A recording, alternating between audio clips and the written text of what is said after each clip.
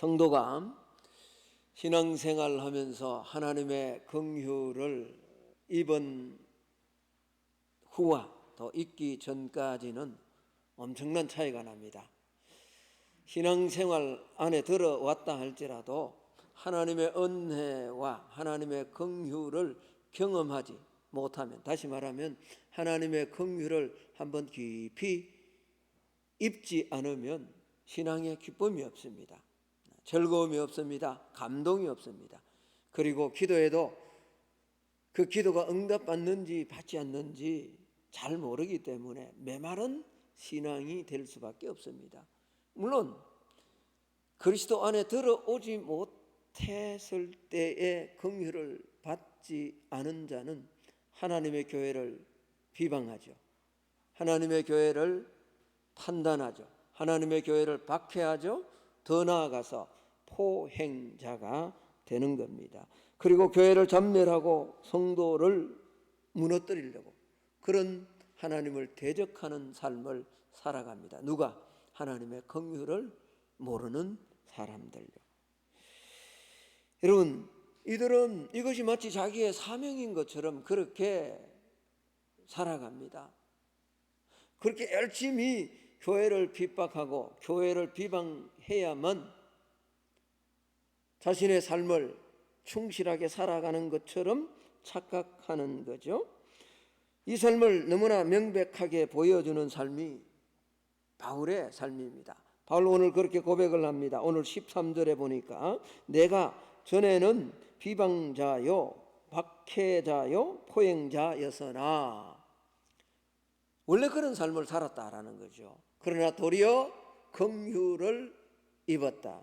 긍휼을 입고 난 다음에 자신의 삶이 변화되었다라는 거죠. 바울은 자신의 부끄러운 과거와 허물을 감추지 않고 있는 그대로 지금 고백하고 있습니다. 사람이 자신의 부끄러운 과거나 허물을 드러낸다라는 것 결코 쉬운 것이 아닙니다. 왜 그렇습니까? 아픈 과거, 부끄러운 과거를 드러내기 위해서는 용기가 필요하잖아요. 단순히 용기만 필요한 것이 아니라 이 과거를 드러내고 부끄러움을 드러냄으로 말미암아 상처가 있고 아픔이 있기 때문에 사람들은 어떻게 하든 자신의 과거, 자신의 허물, 자신의 약점은 감추려고 하는 겁니다. 또 사람들로부터 당할 모욕과 창피함, 이런 것도 내가 내 과거를, 내 약점을, 내 허물을 드러내면 감수해야만 됩니다. 그래서 어떻게 하든 부끄러운 과거는 덮으려고 하는 거죠. 그러나 하나님의 긍휼을 입고 믿음 안에서 변화된 자신의 허물, 자신의 부끄러움, 자신의 과거는 사랑 안에서 용서되고 치유받고 하나님 앞으로 더 깊이 나아가는 은혜의 통로가 될 수 있는 겁니다. 나의 허물과 나의 죄된 모습이 타인에 의해서 드러난다? 그때는 견딜 수 없죠. 창피한 일이 됩니다. 부끄럽고 수치스러운 일이 됩니다. 그러나 하나님의 긍휼을 입고 난 다음에 내게 있는 과거, 내게 있는 허물, 내게 있는 수치, 그것은 하나님의 풍성한 은혜가 더 깊이 머무르는 은혜의 자리, 은혜의 좌소가 된다라는 겁니다. 그것을 통해서 우리는 더 성숙한 그런 믿음으로 나아갈 뿐만 아니라 내 과거의 허물, 내가 과거의 상처로 말미암아 오히려 더 하나님 앞에 은혜가 있는 풍성한 그런 신앙의 자리로 나아갈 수 있다라는 겁니다. 여러분, 오늘 이 디모데 전서와 후서는 바울이 사역의 마지막 부분에 기록된 그런 말씀입니다. 바울은 오늘 이 디모데 전서 그리고 마지막 디모데 후서를 쓰고 자신은 하나님 앞에 이제 부름을 받아야 될 그런 때가 가까이 왔다 라고 그렇게 말하고 있습니다. 디모데후서 4장 6절, 7절, 8절에 보면 전제와 같이 내가 벌써 부어지고 나의 떠날 기약이 가까웠도다. 나는 선한 싸움을 싸우고 나의 달려갈 길을 마치고 믿음을 지켰으니 이제 우러는 나를 위하여 의의 면류관이 예비되었으므로 주 곧 의로우신 재판장이 그날에 내게 주실 것이며 내게만 아니라 주의 나타나심을 사모하는 모든 자에게 도니라. 자신은 지금 선한 싸움을 다 싸우고 하나님이 예비하신 그 의의 면류관을 고대하며 지금 이 사역을 마무리하고 있다라고 그렇게 말하고 있습니다. 얼마나 복음을 위해서, 하나님의 영광을 위해서, 하나님의 나라를 위해서 힘있게 지금 달려가고 있습니까? 그러나 바울이 처음부터 이런 삶을 산 건 아니죠. 전혀 그렇지 않았습니다. 하나님의 긍휼을 알지 못했을 때 그는 생명의 주인 되신 예수 그리스도를 이단의 개수라라고 그렇게 생각했습니다. 그리고 이 이단의 개수를 따르는 무리, 소위 말하면 에클레시아, 부름을, 세상에서 부름을 받은 교회는 이 세상에 존재해서는 안 된다라고 생각했습니다. 그래서 없애려고 오늘 말씀처럼 비방하고 박해하고 포행한 거죠. 폭행한 거죠. 왜? 교회를 잔멸시키려고 했기 때문에 그렇습니다. 그래서 그는 이 이단의 개수를 따르는 무리들을 위험한 무리다라고 생각하고 죽이는데 앞장섰습니다. 여러분, 우리가 잘 아는 첫 번째 기독교, 이 주님 오시고 난 다음에 선교자가 되었던 서대반 집사님을 돌로 쳐 죽이는데 앞장섰던 그 대표자가 누굽니까? 바로 사울입니다. 바울입니다.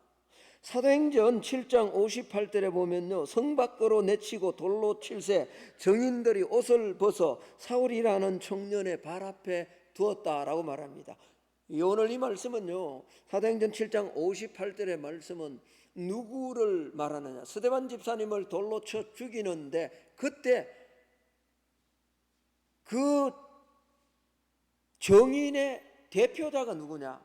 그건 사울이다. 옷을 던져서 그 앞에 던졌다, 벗어서 던졌다라는 말은 대표자, 그 정인의 대표자 앞에 그 옷을 던진 겁니다. 벗어서 놓는 겁니다. 그러니까 뭐죠? 사울은 교회를 파괴하고 박해하고 또 그 교회를, 예수 그리스도를 따르는 하나님의 사람들을 죽이려는데 앞장섰던 사람이 사도 바울이었다라는 겁니다. 바울은 이곳에 만족하지 못했습니다. 그래서 다메섹까지, 그 먼 곳까지 예수 믿는 사람들을 잡아오려고 쫓아갔던 그런 사람입니다. 심지어 바울은 교회를 잔멸하려고 했다. 아예 교회를 뿌리채 뽑아버리려고 했다라는 겁니다. 사도행전 8장 3절에 보면요, 사울이 교회를 잔멸할 새 각 집에 들어가 남녀를 끌어다가 옥에 넘기니라. 사울이 교회를 뭐 한다고요? 잔멸, 완전히 뿌리째 뽑으려고 했다라는 겁니다. 이 땅에 교회라는 것이 존재해서는 안 된다라고 생각한 사람이 긍휼을 입기 전에 바울이죠. 사울이죠. 이런 부끄러운 과거가 사실 바울에게는 어떻게 보면 큰 상처입니다. 그런데 하나님의 긍휼을 입어 복음을 전하는 사도로 부르심을 받은 후에 생각해 보니까 지나온 이 알지 못하고 행했던 이 일이 얼마나 큰 자신의 삶에 은혜로 작용하는지, 오히려 이것 때문에 더 열심으로, 더 기쁨으로 자신의 생명을 조금 더 귀하게 여기지 아니하고 달려갈 수 있는 원동력이 되었다라는 거죠. 그때는 왜 그렇게 어리석게 행동했는지 부끄러울 따름인 것입니다. 그런데도 바울은 그런 부끄러운 과거를 감추려고 하지 않습니다. 그런 부끄러운 과거가 있었음에도 불구하고 하나님께서 자신을 긍휼히 여겨주셔서 자신이 사도가 되었다는 거죠. 자, 오늘 12절을 한번 볼까요? 나를 능하게 하신 그리스도 예수 우리 주께 내가 감사함은 나를 충성되이 여겨 내게 뭘 맡겨주셨다고요? 직분, 사도라는 직분, 성도라는 직분, 목사라는 직분을 맡겨주셨다. 왜? 무엇 때문에? 내가 하나님의 뭘 입었기 때문에? 긍휼을 입었기 때문에. 그러나 긍휼을 입기 전에는 나는 비방자고, 나는 박해자고, 나는 포행자였다. 내가 알지 못해서 그렇게 한 거죠. 자, 13절을 다시 한번 제가 읽습니다. 내가 전에는 비방자요 박해자요 포행자였으나 도리어 긍휼을 입은 것은 내가 믿지 아니할 때 어떻게 해요? 알지. 긍휼을 입지 못하면요, 제가 죄인지를 못합니다. 알지 못합니다. 하나님의 교회를 박해하는 것이 그게 죄인지를 모릅니다. 하나님의 사람들을 비방하는 것을 그게 죄인지를 모릅니다. 교회에 다님에도 불구하고요, 이 하나님의 긍휼을 충만하게 입지 않으면요, 내가 지금 무덤덤하게 살아가는 그 삶이 하나님 앞에 얼마나 하나님의 가슴을 아프게 하는 것인가를 알지 못한 채 살아가는 거죠. 긍휼을 입으면 보이기 시작하는 거죠. 긍휼을 입으면요, 내가 이렇게 사는 것이 잘못된 것이다. 내가 좀 더 하나님 앞에 더 열심히, 내가 뭘 열심히 해서 복을 얻는 그런 수준이 아니라 나를 구해 주신, 내게 긍휼을 주신 하나님의 은혜가 너무 크다는 것을 알기 때문에 더 충성하는 거죠. 할렐루야. 근데 알지 못하니까, 긍휼을 입지 못했으니, 알지 못했으니까, 영의 눈이 가려워졌으니까 그렇게 비방하고 교회를 박해하고 교회를 뿌리채 뽑으려고, 잔멸하려고 킬 라이선스를 가지고 큰 다메섹까지 멀다 하지 않고 쫓아갔던 자가 바울이었다라는 겁니다.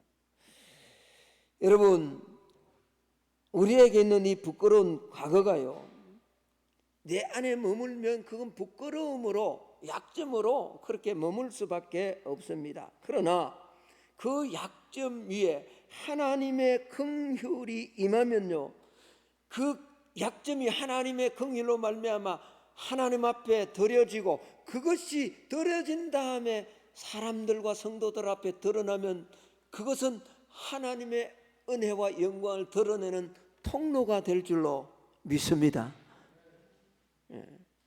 우리 안에요, 이 부끄러움이 있는 것 내 안에 머물게 해서는 안 됩니다. 자신의 허물을 인정하지 않고 자신의 부끄러운 과거를 인정하지 않은 새 내가 스스로 안고 있으면 사람 앞에 나서지만, 여러분, 허물이 없는 사람이 어디 있냐고요? 과거가 없는 사람이 어디 있냐고요?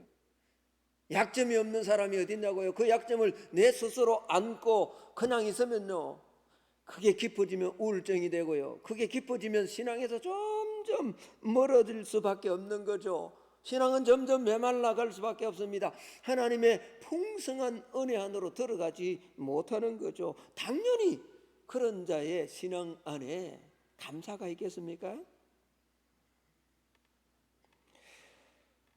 저와 여러분이 지금보다 좀 더 깊고 좀 더 큰 믿음의 사람이 되기 위해서는요, 하나님 앞에서 내 부끄러운 과거, 내 허물을 과감없이 하나님 앞에 내어놓아야 됩니다. 고백해야 됩니다. 할렐루야. 여러분들이 제가 지금 설교를 하니까 그렇죠. 예수 믿기 전에, 아니 믿고 난 다음에 인격적으로 주를 만나기 전에 내 삶을 본다면 얼마나 여러분 말할 수 없이 부끄럽습니다. 근데 돌아보면 그것 때문에 더 주님 앞에 단단히 서가는 통로가 되거든. 주님 앞에 이런 걸 감추어서는 안 돼요. 하나님 앞에 다 내려놓아야 된다라는 겁니다.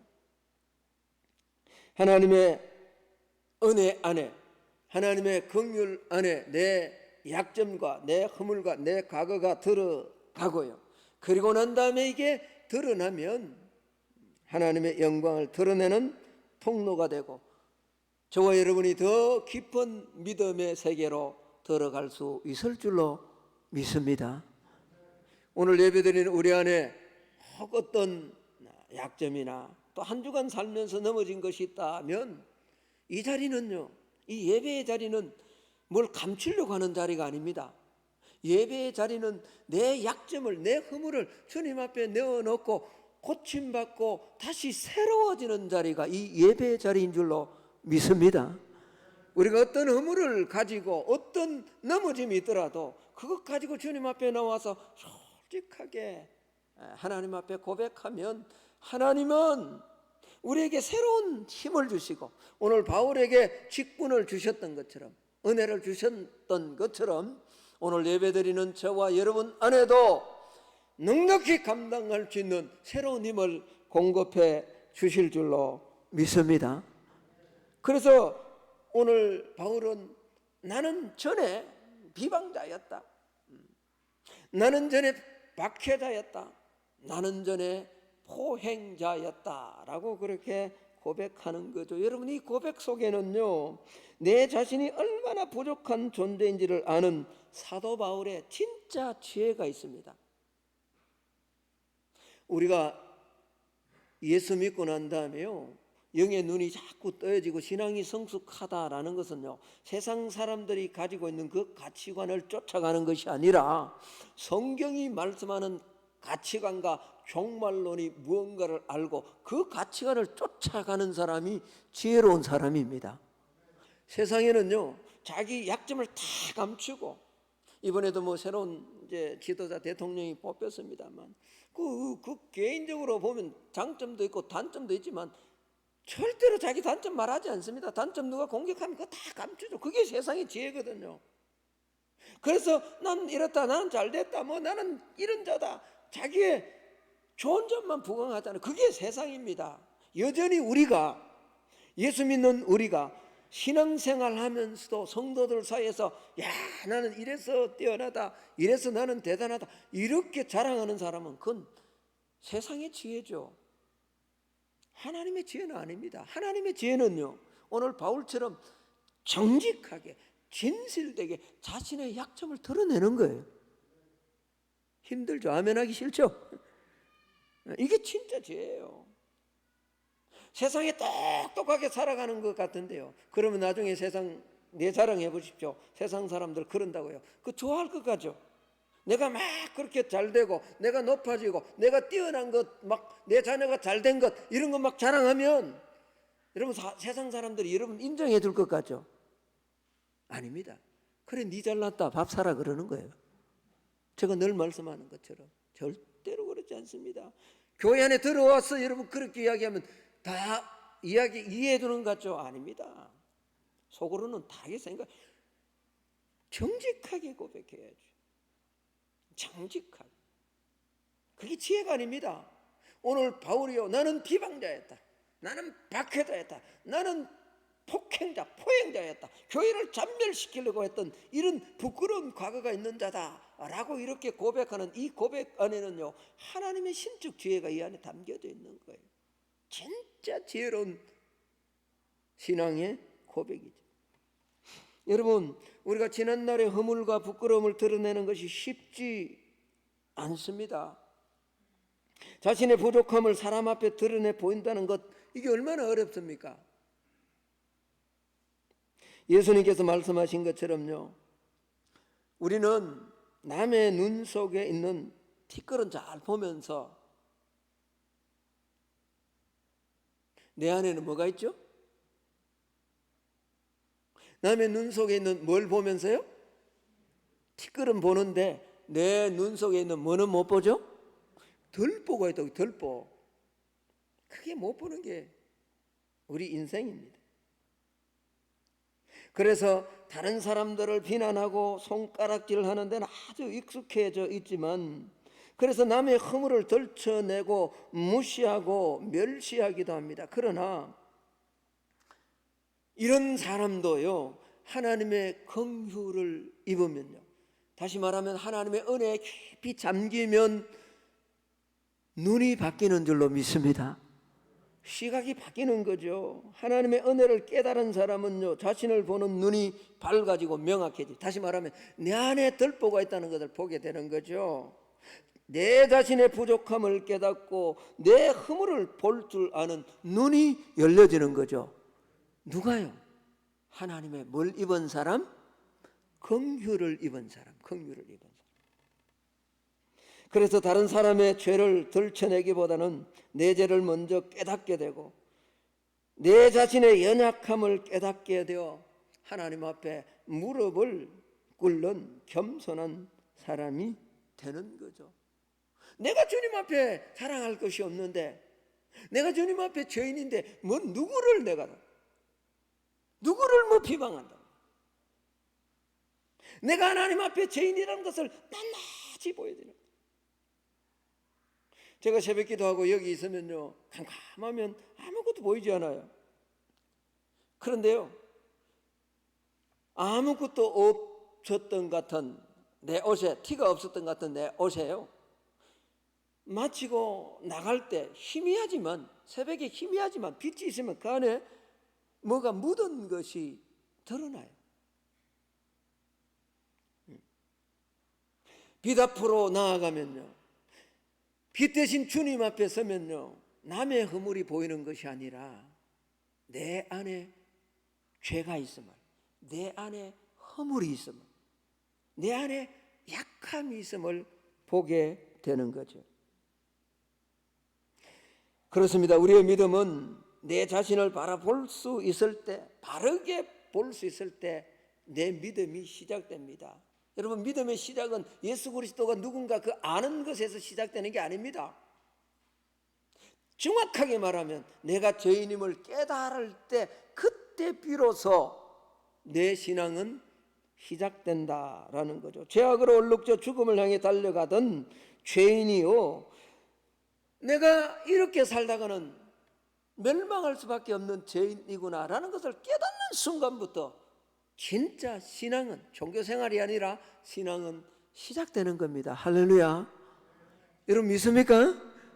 그리고 그 위에 하나님의 긍휼과 하나님의 은혜가 더 입혀지면 입혀질수록 다른 사람을 보는 것이 아니라 나에게 집중하는 거예요. 내 신앙에 집중하는 거예요.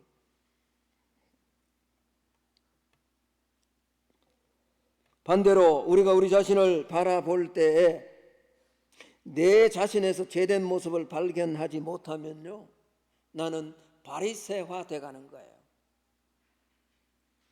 내 영의 눈이 맹인이 되어가는 거예요. 죄와 허물로 죽어가는 내 모습이 보이지 않는다면요, 여러분 점검해야 돼요. 그게 뭘까요? 내 믿음이 점점 굳어지고 있다. 동맥경화가 되고 내 경색이 일어나고 있다는 거예요. 화석화되고 율법화, 형식화되고.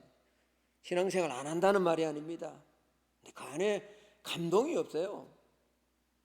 예배를 드리는 그 예배 안에 하나님을 사모하는 마음이 없다면 다시 한번 점검해야 되는 거죠.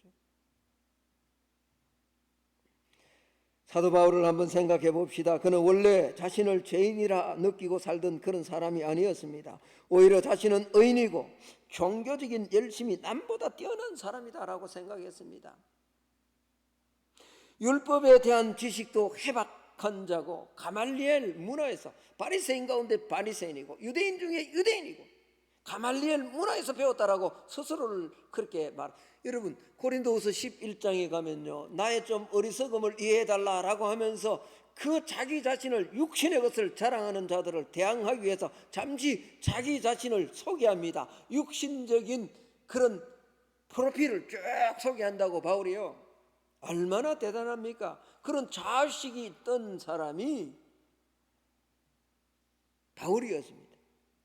그래서 고린도 후서 11장 5절에 보면요, 나는 지극히 크다는 사도들보다 부족한 것이 조금도 없는 줄로, 사도들, 그 대단했던 사도들보다 내가 부족한 것이 하나도 없다라고 그렇게 생각했던, 그렇게 처음에 시작했던 사람이 사도 바울이었습니다. 그러나 그런 바울도 하나님의 긍휼을 잊고요, 신앙의 연조가 깊어지면서 더 큰 은혜를 체험하게 되잖아요.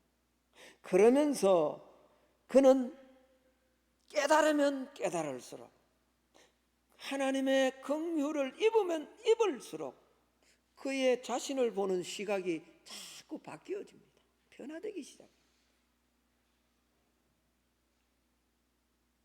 지극히 크다는 사도들보다 조금도 부족함이 없다라고 하던 그가요, 고린도전서 15장 9절에 가면요, 그는 이렇게 고백을 합니다. 우리 같이 한번 읽어볼까요? 시작. 나는 사도 중에 가장 작은 자라. 나는 하나님의 교회를 박해하였으므로 사도라 칭함받기를 감당하지 못. 지극히 큰 사도보다 너는 조금도 부족함이 없다라고 하던 그가 신앙의 연조가 조금 지나면서 나는 사도 중에 뭐한 자다고요? 이제 사도와 비교해서 여러분 사실은요, 처음에 시작했을 때의 바울보다요 지금 요 고백을 하는 사도 바울의 신앙이 훨씬 더 뜨겁습니다. 그렇죠? 그런데 자신이 자신을 보는, 자신을 평가하는 고백은 나는 지극히 작은 사도보다 작다. 여러분, 더 깊은 하나님의 긍휼과 하나님의 은혜를 입은 바울은 또 다른 고백을 합니다. 에베소서 3장 8절로 한번 가볼까요? 이렇게 고백합니다. 모든 성도 중에 지극히 작은 자보다 더 작은 자. 모든 성도 중, 이제 사도가 아니까 비교의 대상이 사도가 아니라 누구죠? 성도 중에 지극히 작은 자보다 더 뭐하다고요? 여러분, 이 고백을 할 때 바울은요, 너는 사도들 가운데도 지극히 작은 사도보다 더 못하다 하는 그때보다 신앙의 깊이는 훨씬 더 깊어졌습니다. 그런데 자신의 입에서 나오는 고백은 나는 사도와 비교할 그런 존재가 아니라 나는 지극히 작은 성도보다 뭐라고요? 왜 그럴까요? 왜 이런 고백이 나올까요? 하나님의 긍휼과 하나님의 은혜가 임하면 임할수록 누구에 집중한다고요?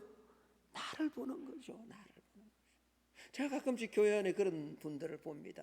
막 자기 주장을 하고 자기를 내세우고 교회를 어지럽게 하고 힘들게 하고, 교회가 힘들면 더 무릎을 꿇어야 되는데 그러면 참 처근하다, 안 됐다라는 생각이 들어요. 왜?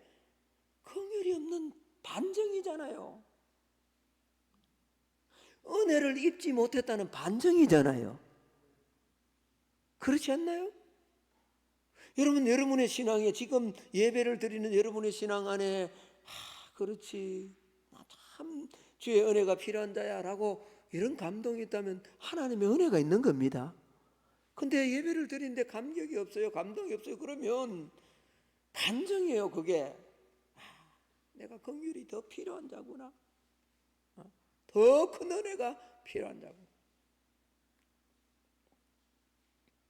그런데요, 바울은 오늘 이 마지막 이제 관제와 같이 내가 부음을 받고 선한 싸움을 싸우고 달려갈 길을 다 마치고 이제 내가 주님 앞에 서야 될 이 시점에 왔을 때 그는 자신을 성도 가운데 작은 자보다 더 작은 자다 이렇게 말하지 않습니다. 그는 정말 깊은 고백을 합니다. 자, 오늘 우리가 읽었던 15절 말씀을 한번 볼까요? 디모데전서 1장 15절 말씀, 우리 같이 한번 읽기를 원합니다. 같이 읽습니다. 시작. 밑보다 모든 사람이 받을 만한 이 말이여, 그리스도 예수께서 죄인을 구원하시려고 세상에 임하셨다 하였도다. 죄인 중에 내가, 죄인 가운데 내가 뭐라고요? 괴수라. 성도 가운데 더 작은 자보다 작다 이런 고백이 아닙니다. 나는 뭐 가운데요? 돌아보면 교회를 핍박하고 교회를 비방하고 성도들을 박해하고 사울을 죽이고 교회를 잔멸하려고 했던 그 죄인, 죄의 모습이 그대로 낱낱이 드러나는 거죠.